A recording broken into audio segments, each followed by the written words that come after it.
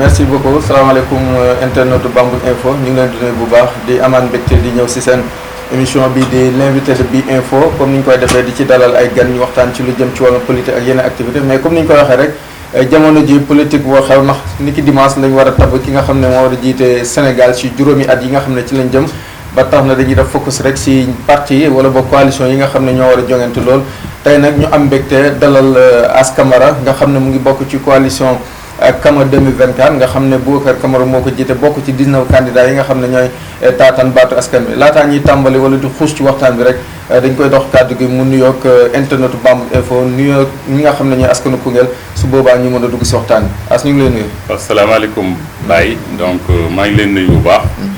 di la sant sa équipe bi.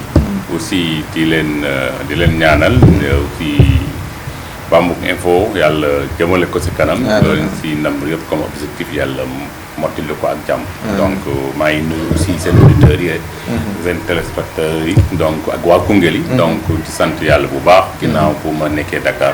ñëw jàpp si campagne bi maa ngi door a yegg si peut-être si suba donc maa ngi sant ñëpp di gërëm ñëpp. di déglu vraiment say laaj. merci beaucoup. d'accord fi nga tëjee rek la ñuy commencé comme ni nga ko waxee naam élection yi durée campagne bi dafa xaw wàññeeku ak contexte yu fi xewoon mais est-ce que jàpp nga ne parce que su ma déggee li nga wax yaa ngi soog a agsi si diggante bi liggéey bi war bi nga war a def pour sensibiliser ak waxtaan ak askan bi pour ñu tànn coalition Kama est-ce que jàpp nga ne si diggante bi yomb na. waaw merci beaucoup. donc je pense que man comme ni ma ko waxee tey laay ñëw. ça j'assume mes responsabilités. parce que je suis technocrate. tout à fait. Je pense que lu ma waral ànd ak Boubacar loolu bokk na si.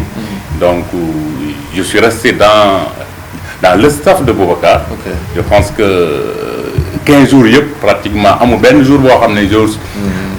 yegg si wu ma sama kër à 5 heures du matin. Okay. donc sur le plan communicationnel sur le plan managérial sur le plan vraiment de la stratégie. On a accompagné le candidat Boubacar Kama. donc on était au siège. di jàppale ko si liggéey bi nan la ñuy doxalee. campagne bi fu mu war a dem foofu mu war a jaar le retour. tout ce travail là. vraiment yàlla dugal nañu si ñu jege ko. di bokk si staff bi. donc loolu moo waral ñu yéex a ñëw mais yéex a ñëw bi. c'est pas terewul ñu ngi si waar bi parce que ku mel ni Mamadou Diouf Kaaw. donc nekk na fi ku mel ni ñoom Ousmane Touré ku mel ni ñoom Ngari ku mel ni ñeneen ak ñeneen ñu sur la page. donc ku ne da nga xam yow wàll boo ma ne mooy survenir les renforcer mais terewut ñu ngi doon déggante ñu ngi doon xam vraiment fu ñuy teg suñu tànk ak yan ak lan mais lu si ëpp solo vraiment c'était au niveau quand même national donc soo lañ ko xoolee def naa même une émission rajo donc par rapport à ça loolu yëpp parce que aussi bokkoon naa si ñoo xam ne vraiment aussi parti bi aussi coalition bi vraiment jox na leen cër loolu taxoon vraiment ma nekkoon quand même si liggéey boobu terewut te maayee ko au niveau national. d'accord bu ñu la déggee bu baax yaa ngi woon ci directoire campagne au niveau national di teg ay stratégie ak yeneen ak yeneen comme ni nga ko waxee. naka nga gisee parce que vie bi ngay am boo nekkee au niveau national peut-être à la base mën na wute naka nga gisee nit ñi conditions yi nga xam ne organisé nañ ci élection présidentielle 2024 naka ngeen ko dundee yéen coalition Kama 2024. oui conditions yi quand même xawoon na métti. parce que suñ ko xoolee avec le report. je pense que jafewoon na si candidat yi. teg stratégie mobiliser ay moyens. bés campagne bi même bu ñu jàppee date bi. même bu mu commencé la première semaine. vous avez constaté que jafewoon na. on était en train de douter. parce qu'il y avait le recours de PDS. donc il fallait hésiter est-ce que duñ ko annuler waat. donc loolu yëpp c'était mais la dernière semaine. moom le candidat yi campagne dëgg soo ko xoolee mais première semaine bi. on était comme ça di poser ay stratégie A ou B vraiment loolu moo waral quand même métti woon na mais quand même ab candidat Boubacar Camara a un peu maillé vraiment une partie du territoire parce que jot bi mayoo ko mais on a misé sur yéen ñu mel ni yéen ay takku kabaar di leen dajale di leen jox vraiment les spots les vidéos le programme qui a été bien fait bien conçu dagatee ko de telle sorte que vraiment mu tas mais soo xoolee candidat Boubacar Camara taxe bu mu am sur les plateformes. Ça a été une plateforme remarquable. Vous avez bien investi le milieu communicationnel. Que ça soit la presse que ça soit yenn moyens de communication fës ngeen ci lool. parce que soo manqué ay fan. waroon am 21 jours sax amoo 21 da ngay seet yeneen pexe. yoo xam ne mooy tax askan bi xam la. parce que Boubacar Camara technocrate la. ça aussi il faut na war a wàcc ba si base bi. tey soo ko présenté les technocrates peut-être c'est 10% de la population mais il y a aussi une partie importante vraiment qu'il fallait atteindre mooy vraiment la population donc ça avec les réseaux sociaux on a pu quand même mailler le territoire national on a vraiment un large suivi par rapport vraiment à ces plateformes là donc waral na vraiment on a reçu vraiment toutes les chaînes internationales soo xoolee vraiment à la fin juste may ñëw 2 jours pour wane ne vraiment percé bu mu def sur les plateformes communicationnelles. d'accord ñu des si ba léegi si mbir moomu ku la gis tamit ku la xam le ministre Mayacine Camara nga xam ne moo jiite woon mouvement boobu di Sénégal d'abord nga xamoon ne amoon na yéen a bokk ci élection yi finalement ñu rëkkale ko ñii nag ñu ngi naan ànd na coalition Kama ñeneen ñi ne déedéet yow mi nga xam ne jege nga ko nekk comme ni nga ko waxee léegi Baye Fallam waaye aussi bokk ci coalition Kama tey boo ñu doon wax position exacte wu Maya fan la féetee. waaw je pense que position exacte Mayacine position boo xam ne la bu leer nañu la Mayacine a ses stratégies waaw parce que je pense que nit ñi xam nañ ko ci politique il y a bien avant la coalition Benno Bokk Yaakaar il était quand même membre de AJ/PADS boo xam ne depuis pratiquement les années 90 mu ngi si doon yëngu donc loolu stratégie boobu mu yor na moom moo koy téyel boppam donc mais man lu ma xam mën ko wax fii ci plateau bi mooy que il nous a orienté vers le candidat Boubacar Camara. Aujourd'hui, moi, je fais partie de la conférence des leaders pour représenter le président Mayacine Camara avec Sénégal d'abord. Donc, on ne vient pas avec As Camara. Je viens pas, Mamadou Diouf ne vient pas avec Mamadou Diouf Kao. Il vient sous la bannière de Sénégal d'abord. Donc, dañ koy assumer. Parce que mun naa même joxe benn anecdote. Donc, pour wane ne lan moo ma tax ma fës au niveau de la coalition Kama 2024.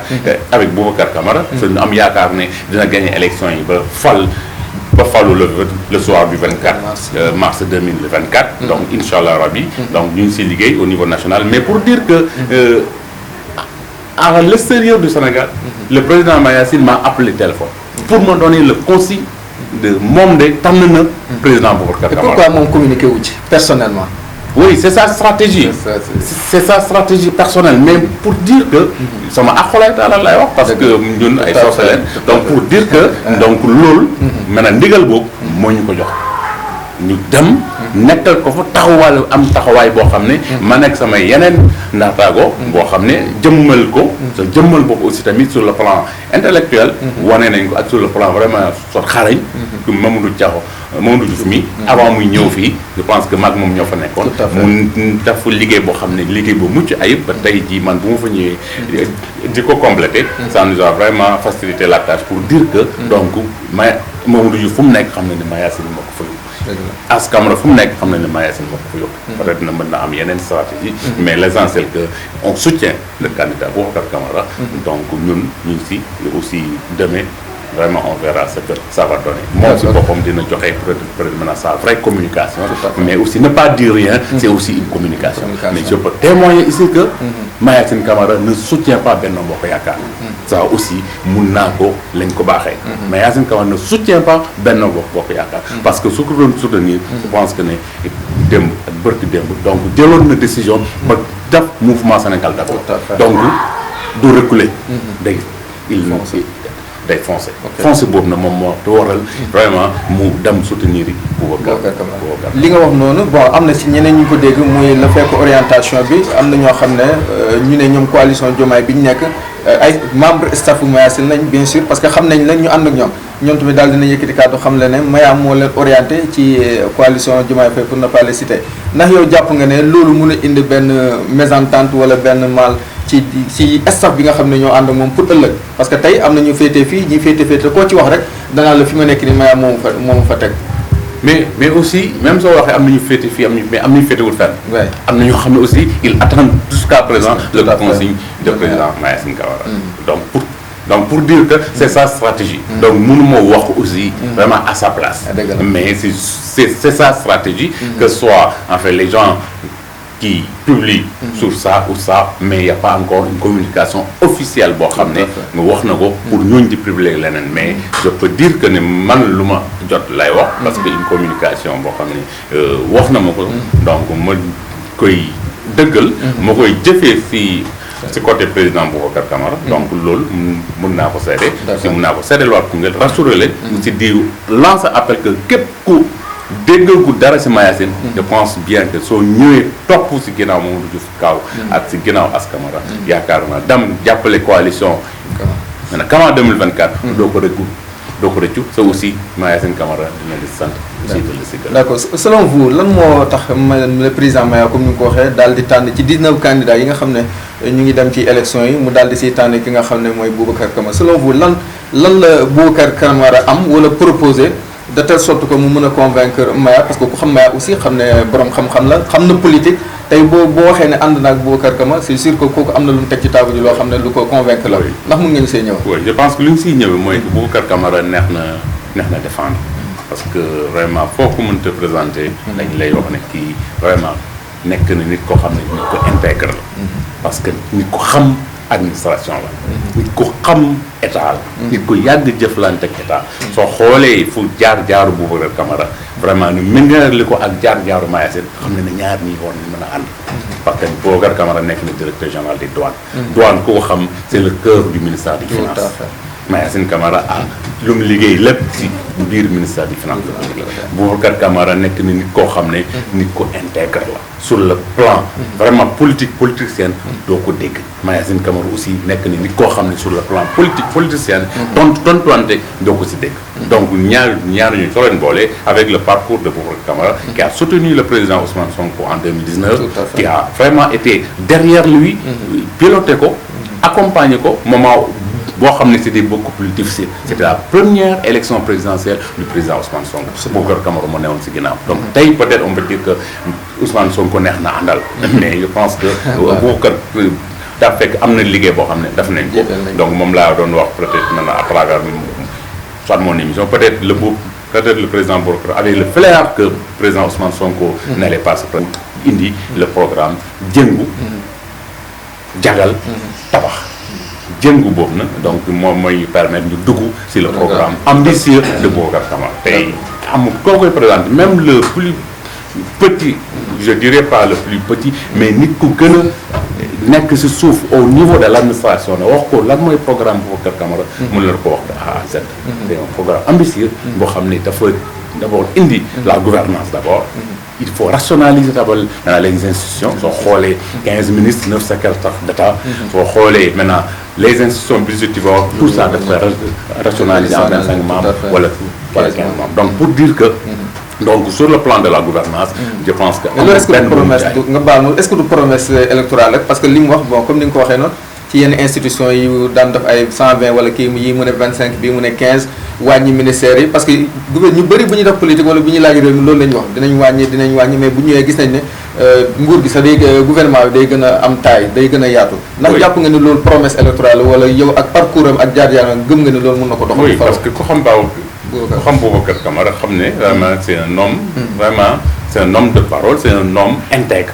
parce que le mot intègre renferme beaucoup de qualités de l'être humain donc c'est un homme intègre c'est lu mu gëm la donc bu mu ko saytoo 2012 jusqu'à 2015 moom la def le diagnostic là door a génne proposé soo xoolee avant muy bind même le programme génn na ay ouvrage sur le Sénégal pour wone jaar-jaaru Sénégal lan mooy jafe-jafe bi donc loolu yëpp génn na ko si vraiment si programme bi moo tax de telle sorte que su waxee loolu aussi coalition bi ànd ak moom ne ko lii possible na parce que su possible doon Mayacine di ko dëggal donc pour dire que c'est bien possible donc avoir un gouvernement de 15 ministres avec 9 secrétaires d'État avoir 36 directeurs généraux qui seront élus sur la bannière ou bien sur vraiment à une grande transparence avec des appels à candidature comme on dit une société nationale d'un texte CV c'est pas n'importe qui doit pouvoir diriger une direction générale donc d'une société nationale ou bien d'une organisation donc pour dire que loolu yëpp dañ koy teg sur la table donc loolu moom loolu la gëm aussi ñëpp loolu leen gëm moom moo war a mën a jëmale réew mi kanam mais pas de politique politicienne donc si wàllu capital humain je pense que il a beaucoup misé parce que nit ki lu mu baax il faut na defar ko ba defar moom loolu mooy war a tabax il a essayé de mettre 8 000 milliards sur l'éducation tout à fait 8 000 milliards sur l'éducation donc ça veut dire que aussi 1 000 milliards par an sur la santé donc nit ki il faut na jàngal ko il faut na faj ko pour que ëllëg mu mën la jëriñ si wàllu maintenant ndaw ñi aussi le fonds Mbel mooy fonds de solidarité bi donc ça aussi chaque jeunesse qui a à partir de 17 ans am na lu mu lay verser boo xam ne si ressources naturelles lay jël mais loolu c'est pas un fonds qu'on donne comme ça par 50 000 75 000 non loolu dañu la koy réserver mën na même nekk ton apport en matière moi je suis dans le secteur man immobilier mën na nekk même ton apport soo amee 17 ans ba 25 ans mu nekk un apport boo xam ne moo lay joxe yow ëllëg kër booy nekk de telle sorte que maintenant soo demee HLM ñu viré ko fa moom mu jox la kër te continuer di fay fekk am na liggéey donc loolu yëpp c'est des stratégies yoo xam ne c'est mis en place il faut juste maintenant les dérouler parce que amoon na avant c'est pas quelque chose qu'on a créé parce qu'il y avait le FAIU fonds de l'habitat rural où chaque fonctionnaire occupait 1% de son salaire day toog 10 ans après ñu ne ko voilà une maison. Donc c'était facile, mais malheureusement, ça n'existe plus, comme on dit ça. Le logement social n'existe plus au Sénégal. Donc depuis vraiment des dizaines d'années, les gens y travaillent, peut-être les régimes ont échoué, mais avec Boubacar Camara, je pense que les Sénégalais vont être heureux de constater qu'il y a des progrès sur le plan humain, mais aussi sur le plan des infrastructures, et sur le plan immobilier et sur les autres. D'accord lan moo tax mu indi slogan jagal ba pare soog a indi tabax dafa jàpp ne réew mi dafa jeng wala daa am beneen gis-gis bu mu am ci doxalinu réew mi. oui jagal mooy que dafa am ay damm-damm bu njëkk bu mu indi soo xool ci programme bi mooy libérer les prisonniers politiques. Tout à fait. Indemniser. Soigner les plaies. Bien que on a fait un début, commencer à libérer, mais il faut soigner, il faut après soigner les plaies, parce qu'il y a des familles qui ont perdu des vies. Tout à fait. Donc ça, il faut les régler. Après, il y a des points qui sont vraiment la gouvernance ou la justice, ou ceci, avec aussi l'éducation, ou Taïdi, normalement, sur les enseignants. Un enseignant doit être vraiment quelqu'un boo xam ne war na mën a am benn plan de carrière mais pas rester enseignant pendant 20 ans wala pendant 25 ans quelqu'un qui travaille pendant 10 ans servir réewam dignement ko war na mën a am plan de carrière dans l'administration sénégalaise ces enseignants-là sont mieux formés que vraiment les jeunes qui viennent dans l'administration. Ça c'est une politique qu'il faut mettre en place de telle sorte que aussi ces jeunes-là qui vont aller encore dans l'enseignement, nous en 10 ans, ils forment les. Mais ces gens qui ont fait 10 ans, 15 ans, ils peuvent avoir un autre métier dans l'administration. Ils peuvent servir ce réeau. C'est dans d'autres ministères. Absolument. Quand on prend un enseignant ici à Koungheul qui évolue dans la culture, donc on va y avoir ces classes. Il faut dire qu'il y a un ministère de la culture. Il y a un solo. Pratiquement ce sont ces idées-là que Boubacar Camara a rassemblées pour mettre ça dans son programme. Moi, d'abord, les fractures-là, il faut d'abord les réparer, après nous tabac, construire maintenant le Sénégal, pratiquement en fait, il faut d'abord réparer, après maintenant construire. C'est comme quand tu vois un bâtiment, il recommence à étage. S'il n'y avait pas maintenant des poteaux bien de bonnes fondations, il faut les renforcer, il faut soigner les murs qui doivent avoir une fissure, préparer avant de continuer de faire étage pour à Graciel, là où on veut amener le Sénégal vraiment dans l'émergence. D'accord. Ñu des ba léegi ci programme tabaxam bi nga xam ne lu toll ci 25 mesures mu ci yoo xam ne fas yéene na ko doxal ñu mun cee jukki benn rek parce que ku xam Koungheul xam ne ci Saloum la nekk tam mbay bi daal dina fi am doole bu baax tey moom lan la proposé si mbay parce que am na ci lu ñu dégg sax mu ne kilogramme gerte dina fexe ba àgg ba téeméer ndax jàpp nga ne ak situation réew mi loolu mën na nekk. Oui, situation réew mi parce que tey jii je pense que kilo gerte am ñu koy jaayee même 500 même pourquoi pas même plus. Ça c'est le minimum. C'est même comme on dit un prix peut-être maintenant plancher maintenant qui va être. Tout à fait. Donc tey béykat yi war nañu mën a gis seen bopp si ñoom li ñuy bay. Donc loolu moo waral que mu ne dinaa jëlee kilo gerte à tel prix 250 yóbbu ko à 500 francs pour que béykat yi ñu si seen bopp c'est bien possible parce que l'huile parce que l'arachide maintenant c'est de l'or. Donc suñu demee ba toog ba des Indiens des ñeneen pays étrangers ñëw di ko xëccoo ak ñun nga xam ne kon am na lu nekk si gerte donc loolu nag avant que vraiment ñoom ñu ñëw di ko jëlee à n'importe quel prix di ko yóbbu. Il faut d'abord wane béykat yi avant ñu koy jaay ñeneen yow état bi jënd lépp ramassé ko à un prix fort. pour mën ko transformer avec l'industrialisation avec un plan fort qu'il a mis sur l'industrialisation transformer ko avec beaucoup d'autres vraiment en fait produits comme aussi l'anacar, comme Yenen ak Yenen, avec une bonne transformation. Je pense que c'est bien possible au lieu que nous bazarder nos produits, que ce soit la pêche, que ce soit en fait vraiment l'horticole ou bien l'agriculture. Boubacar Camara aussi propose un ticket présidentiel, président, vice-président. Si nous avons 2011-2012, Maître Wade proposé que nous avons sa Karim la bëggoon xëccal mais jàpp nga ne moom ak réew mi situation yi ñu toll jàpp nga ne bu ñu amee président am vice-président du doon xëccoo ci bopp réew mi maanaam ñoom ñaar ñëpp duñu am pouvoir boo xam ne dina am benn balance mu indil gàllankoor yi nga xam ne mooy institution wala moom teg na mécanisme yoo xam ne dina ko réguler de telle sorte que ku nekk mën a yor li nga yor te du yàqal keneen. Exactement. Je pense que réponse pertinente bi yaa ko joxe. Donc teg na mécanisme yoo xam ne.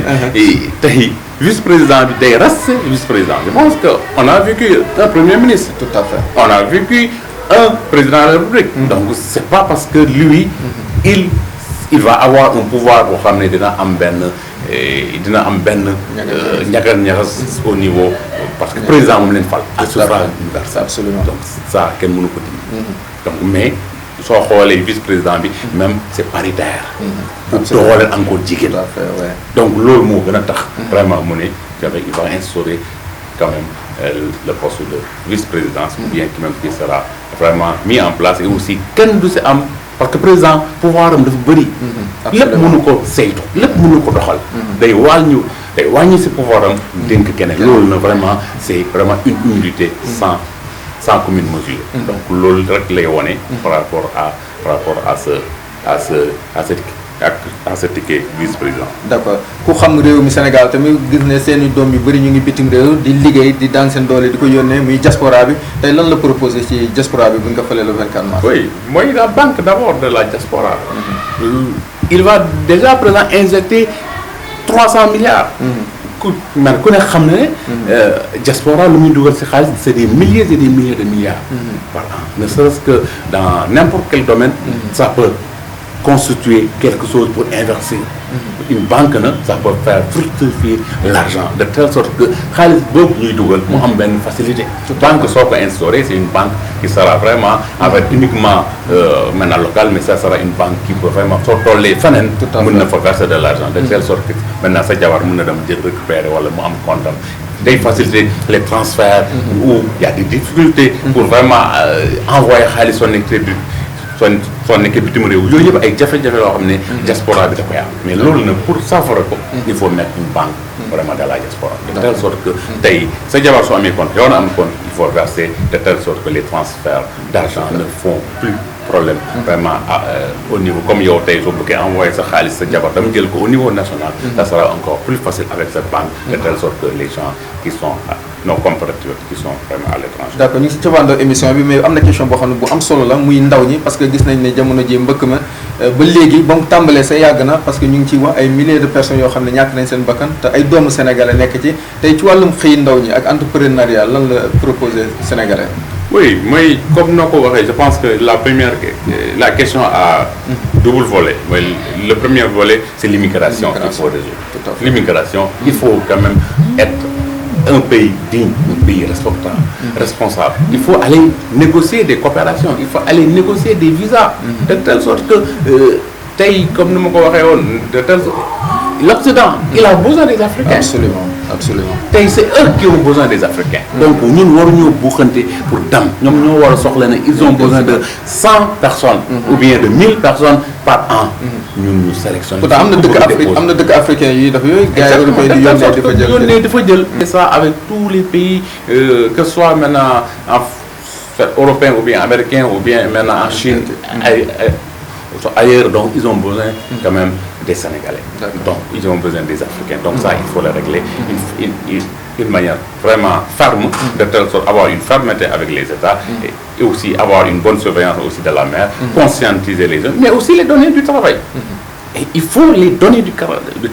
Avec quand même, je pense, avec l'industrialisation, tous les jeunes au Sénégal doivent pouvoir trouver un travail et un travail décent. Avec le président Boubacar, je pense que ça, dès que le programme commence à être mis en œuvre, je pense que les emplois vont sortir de terre, que ce soit sur le plan de l'agriculture, que ce soit sur le plan industriel, ou bien sur le plan de l'élevage, ou bien de la pêche, dans tous les secteurs quand même.